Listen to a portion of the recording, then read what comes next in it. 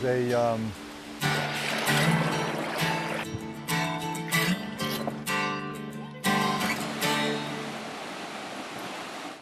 Hello, welcome to Walk in the Park. My name is Tony Ingram, and this is our 195th episode of this show, recorded on June 13th, 2018.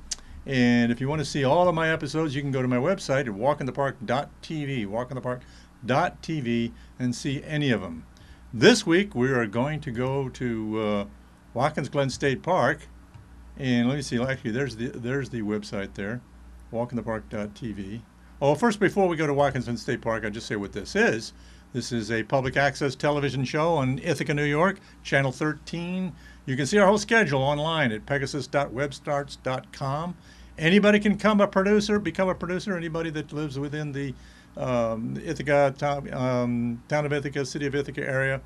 And you can come down and take a course to use our studios or to another course to take out our equipment. We have a Facebook page at Pegasus TV, like our Facebook page. You can go there and see some of the shows that are listed, but you can also see all the schedules of our series on, and some of them actually watch online on our website at pegasus.webstarts.com. So now we're going to go over to Watkins Glen and take a look at some interesting rock pools and also probably its most famous waterfall. So let's go up in the sky here for a minute. Take a look. We're on the right of center is Ithaca, New York, south end of Cayuga Lake, and west of there in the lower left corner is Watkins Glen State Park, and next to the town, the village of Watkins Glen at the south end of Seneca Lake. So we'll zoom in a little bit more. There you can see the village in the right center, the south end of the lake, and then the state park is labeled there, that wooded area, and we'll go down even closer in Google Earth here, and all that wooded area, you can see that crease coming up from the lower left. That is the gorge, the glen called Watkins Glen, which has been celebrated and visited by the public since 1863, became a state park in 1906. So we're going to take a look, first of all, at we're going to go through some sections of the gorge, and let's take a look at this one. This is Central Cascade, which is the tallest waterfall in the park. There's 19 waterfalls in the gorge. This one is just the top part of it here. We're really looking at the bridge above it called Folly Bridge, because that is the beginning just above this Central Cascade being halfway up the glen. The person on the bridge is actually taking a photograph looking upstream towards what's called the Glen of Pools. So this is kind of the view that he had. And on the far distance there are some pools, and you go across the bridge and up on the trail a little bit, and you can see this dropping from one pool to the other. So it's called the Glen of Pools, and it's a pretty cool place. So I have a little video I'm going to show you. It's actually part of it's going to go into a larger video I'm doing. So this is a segment of a video that I'm working on about Watkins Glen State Park. And let's just go to that now. It's short, just a couple minutes. And the Glen of Pools, check it out.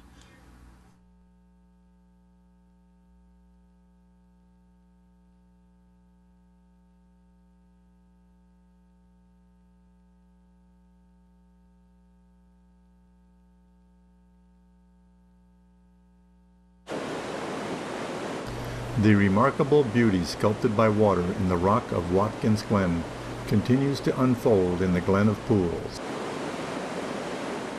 Directly in front of you is a shallow pothole that is the staging area for the water's leap over Central Cascade. If there once was a waterfall pouring into this pothole, it is gone now. But the smooth, curved sides of this pool give a good sense of just how finely rocks and sand polish the sides of a pothole, whether below a waterfall or just in the course of the stream. Beyond, you can see more potholes in the Glen of Pools. Each pool empties into another. The falls on the upstream edge of each pool are so short they hardly deserve to be called waterfalls. But the pools are magnificent with their charming round contours and green depths as they tumble from one into the next. Near each little waterfall is a joint crossing the stream bed that may be where the waterfall and pool began to form. The Glen of Pools winds around the bend and under one of the most beautiful waterfalls in Watkins Glen, Rainbow Falls. Okay, so that was short. Yeah, let's take a look at that again here. This is the Central Cascade pouring underneath a stone bridge that was built. Here's another view of it here, maybe a little bit better, the bridge. The stone bridge, and above that is the Glen of Pools. Well, that bridge was originally called Folly Bridge because it's in a location that periodically gets washed out by floods because the gorge is narrow from there up, the Glen of Pools and Rainbow Falls, and when it gets a really high water and floods coming down the gorge, it piles up against that bridge, and I have seen it rip the walls off that bridge myself, probably at least a couple times, and over the years. And back in the old days, it was made of wood. And here's the view, almost from the same spot, but looking with the bridge in the foreground at the bottom. And that was a wooden bridge, and it was continually being washed out, as were other wooden structures back in the 1800s, from 1863 to 1900, and actually early 1900s, for about 40 years or so. Those were the kind of structures that were there. There were wooden structures. Here's another. These are actually colorized postcards, I think, of black and white photographs. But look at that Folly Bridge down there, and the Glen of Pools. So very old stuff, didn't last long. So now we're gonna take a look at Rainbow Falls, which is probably the most photographed place in the Glen, and actually that's what my next video coming up will tell you. Here is a peek around the corner, just coming up out of the Glen of Pools, looking at Rainbow Falls coming down the cliff there. That's a really nice little shot there. So, like I said, this is all part of a project a video project that I've been working on, which will be a companion to this book that I published 10 years ago about the park, which is available at the park. And that's pretty much going to be a narration of what you see there. So let's take a look at this little section of Rainbow Falls. Next video coming right up.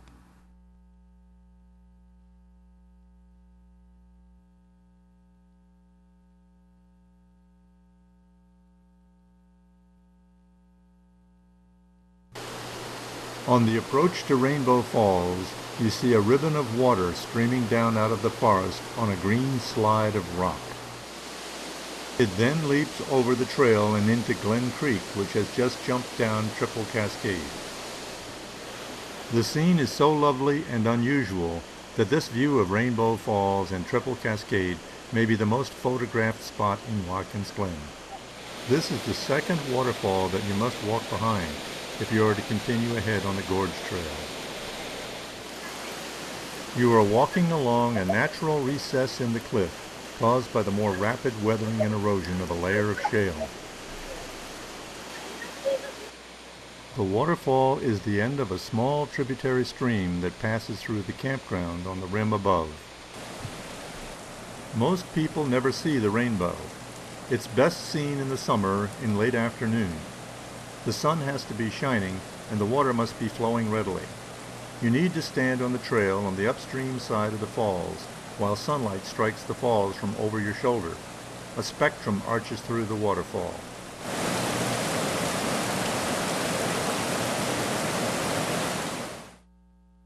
Mark Twain, who lived nearby in Elmira in the late 1860s, tried to convey the remarkable beauty of Rainbow Falls. If one desires to be so stirred by a poem of nature, wrought in the happily commingled graces of picturesque rocks, glimpsed distances, foliage, color, shifting lights and shadows, and falling water, that the tears almost come into his eyes, so potent is the charm exerted, he need not go away from America to enjoy such an experience.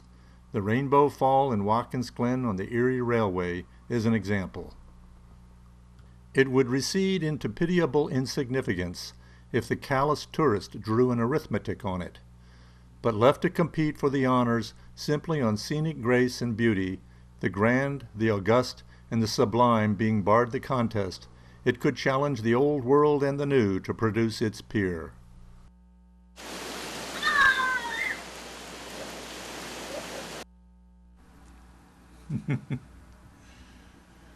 So few people see the rainbow.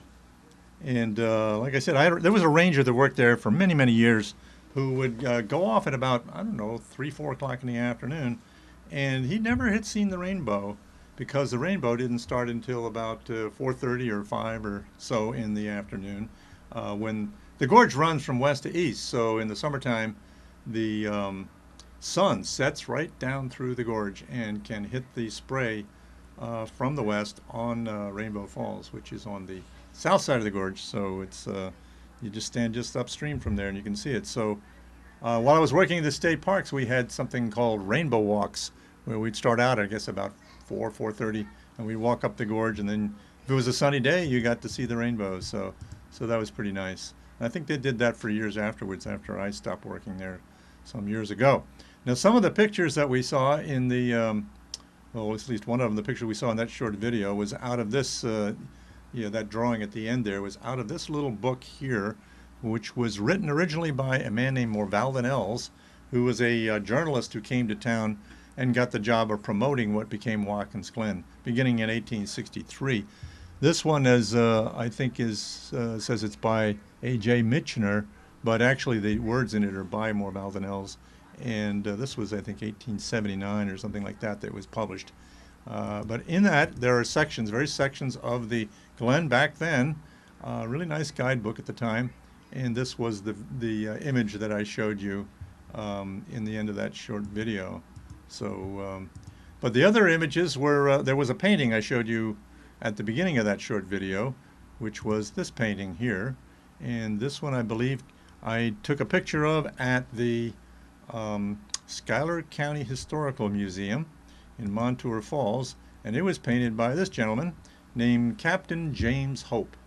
And Captain James Hope was he was an artist, originally from Vermont, then he was in New York City, and I think he went back to Vermont, I'm not sure. And anyway, it was history back and forth between Vermont and New York City, and he had a studio in New York, and he was part of the Hudson River School of Painters, and he fell in love with Watkins Glen. But before he did that, he got some acclaim for his artwork during the Civil War. He was a captain, obviously, in the Civil War from a regiment in Vermont, and I believe he had an injury so that or a wound or whatever, so that he couldn't actually get involved in any more combat, but he was engaged to be a map maker, and he did also drawings and paintings of the battle scenes, including the most famous ones, which were from the Battle of Antietam in Maryland, which was considered to be one of the 2 bloodiest battles of the Civil War. And he didn't hide that fact in some of his paintings. This isn't the worst, but there's another one that shows a whole road full of corpses. But anyway, it's very famous for that, and those are the Antietam National Battlefield has some of these paintings, I think, hanging there. So, but then he I think he was probably back in the studio in New York, and he got a commission from a guy who had gone to Watkins Glen. Now, Watkins Glen, like I said, opened up to the public in 1863. Before that, it was mainly just for mill work, and they harnessed the power from mills. And then it became recognized as a potential scenic tourist attraction. And this fellow went to Watkins Glen. He loved it, and he persuaded Captain Hope to go to Watkins Glen and paint Rainbow Falls. So this is just a small painting, but the one he painted for the fellow was much larger. Pretty big painting for $10,000. Now think about what $10,000 was back in 1872 when he went to Watkins Glen to do this. So he fell in love with the place. He was just going to do a that one painting. I guess he wasn't intending to stay, but he fell in love with it on the left there. Probably you may be able to read that. It's kind of dark.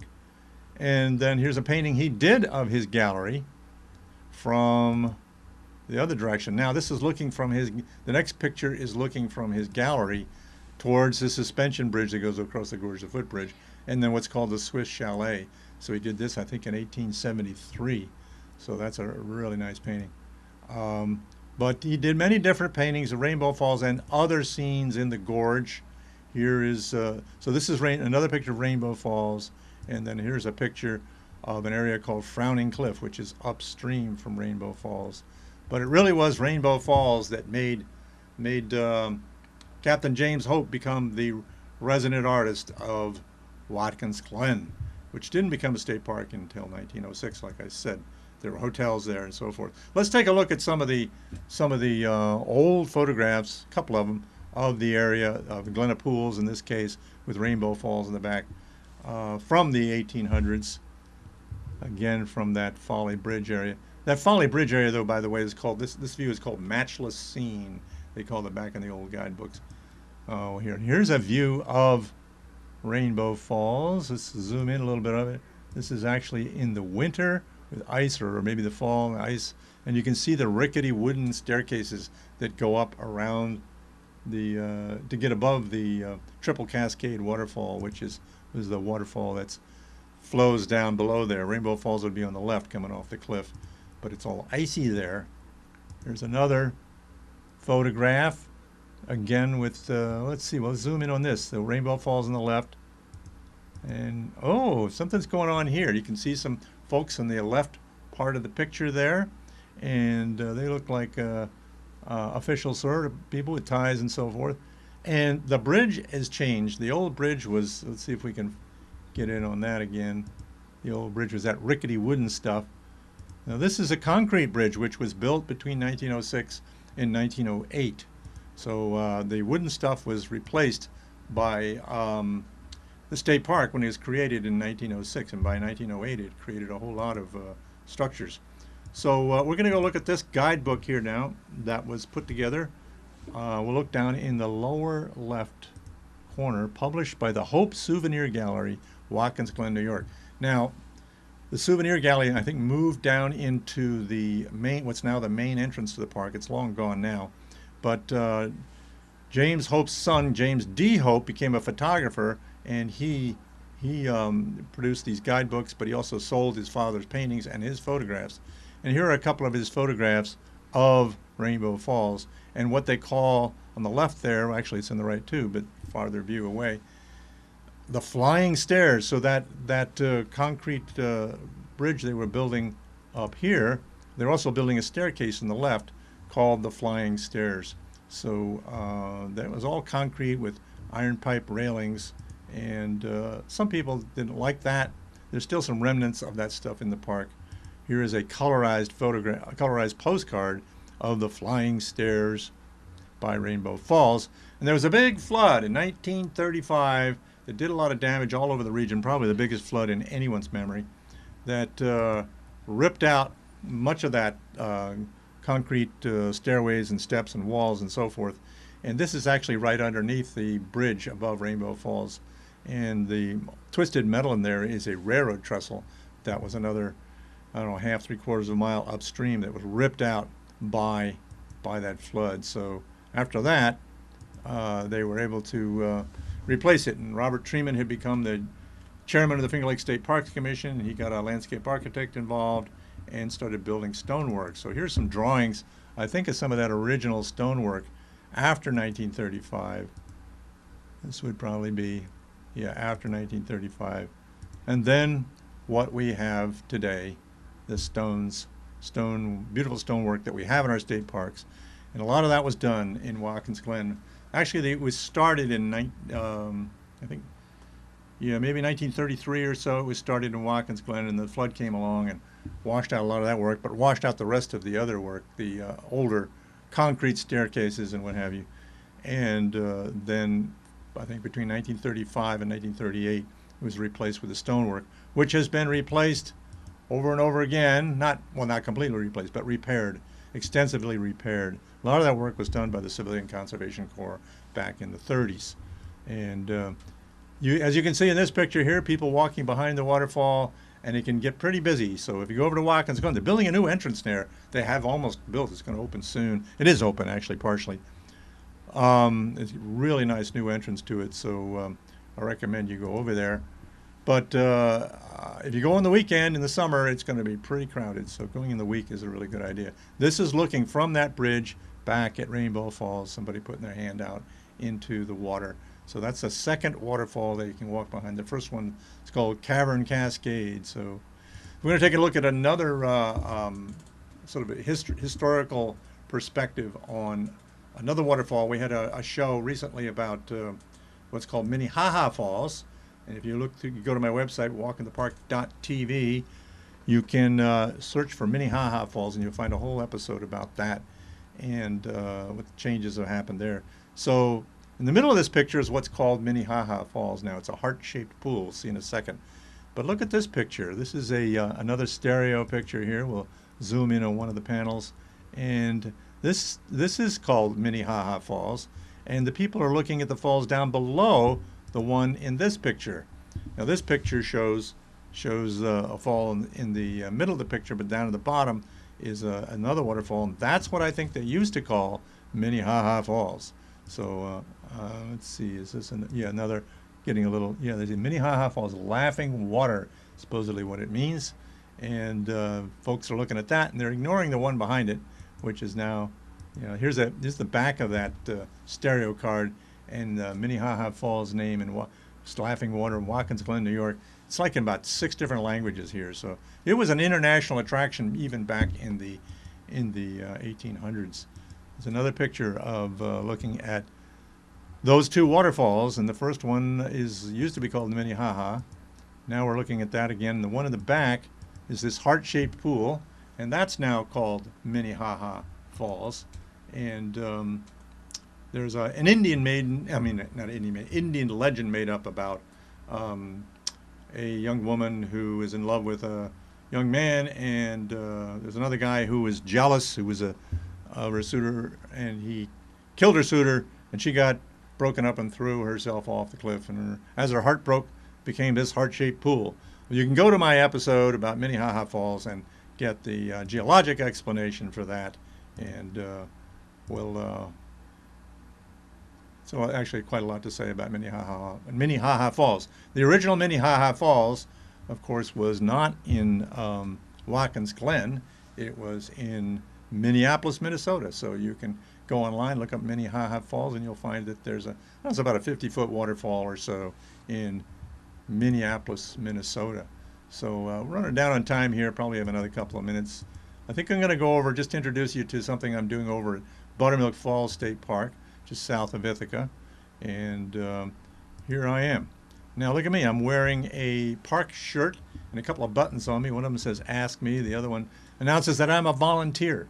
I have started, I'm actually on the board of the Friends of Robert H. Truman State Park, a cooperating association with the state park that helps with park projects, helps raise funds, and organizes educational programs and things like that with the state park. Well, Robert H. Truman State Park also runs Buttermilk Falls State Park. Their staff run those 2 parks, as well as Allen H. Truman State Marine Park and Newtown Battlefield Reservation State Park down in Elmira.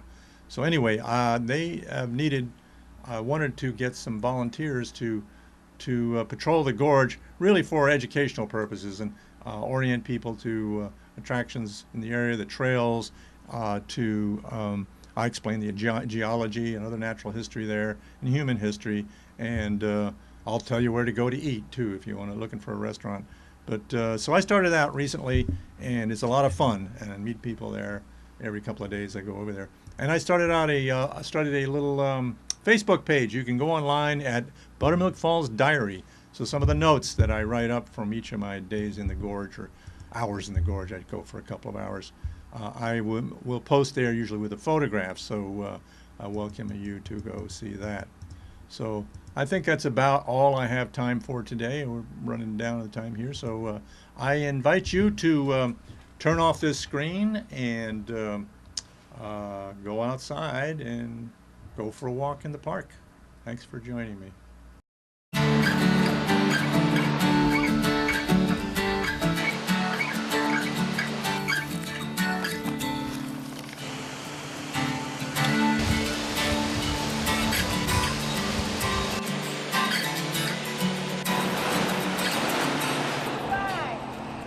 Here is a